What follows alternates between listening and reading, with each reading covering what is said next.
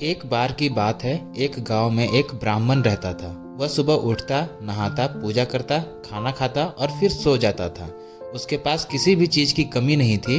एक बड़ा खेत, खाना पकाकर देने वाली एक सुंदर सी पत्नी और 2 बच्चों का अच्छा परिवार था।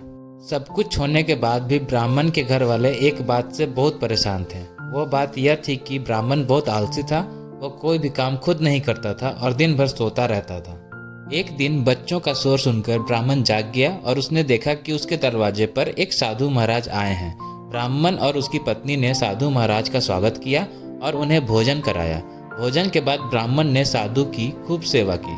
साधु महाराज उनकी सेवा से बहुत प्रसन्न हुए और उन्हें वरदान मांगने को कहा।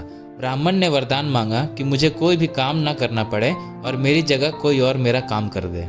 तब साधु उसे वरदान में एक जिन देते हैं और साथ में यह भी कहते हैं कि जिन को हमेशा व्यस्त रखना, अगर उसे काम नहीं दिया तो वह तुम्हें खा जाएगा। वरदान पाकर ब्राह्मण मन ही मन बहुत खुश हुआ और साधु को आदर के साथ विदा किया।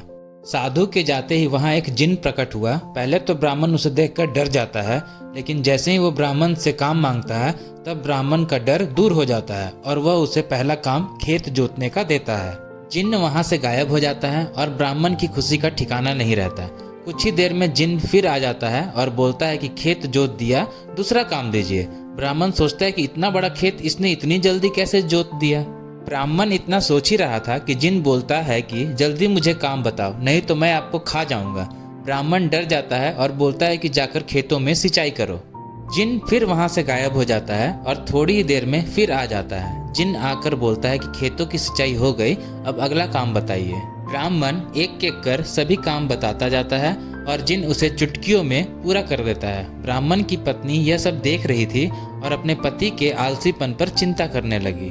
शाम होने के पहले ही जिन सभी काम कर देता था। सब काम करने के बाद जिन ब्राह्मण के पास आ जाता और बोलता कि अगला काम बताइए, नहीं तो मैं आपको खा जाऊंगा। अब ब्राह्मण के पास कोई भी काम नहीं बचा जो उसे करने के लिए कह सके। उसे चिंता होने लगी और वह बहुत डर जाता है। जब ब्राह्मण की पत्नी अपने पति को डरा हुआ देखती है तो अपने पति को इस संकट से निकालने के बारे में सोचने लगती है। वह ब्राह्मण से बोलती है कि स्वामी, अगर आप मुझे वचन देंगे कि आप कभी आलस नहीं करेंगे और अपने सभी काम खुद करेंगे तो मैं इस जिन को काम दे सकती हूँ। इस पर ब्राह्मण सोचता है कि पता नहीं यह क्या काम देगी।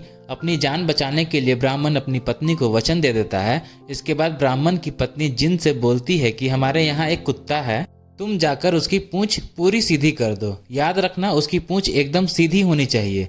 जिन बोलता है कि अभी यह काम कर देता हूँ। यह बोलकर वह वहां से चला जाता है।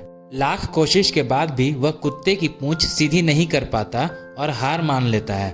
हार कर जिन ब्राह्मण के यहाँ से चला जाता है। उस दिन के बाद से ब्राह्मण अपने आलस को छोड़कर सभी काम करने लगता है और उसका परिवार खुशी खुशी रहने लगता है। कहानी से सीख, हमें कभी आलस नहीं करना चाहिए। आलस करने से हम मुसीबत में फंस सकते हैं, इसलिए हमें आलस छोड़कर अपना काम खुद ही करना चाहिए।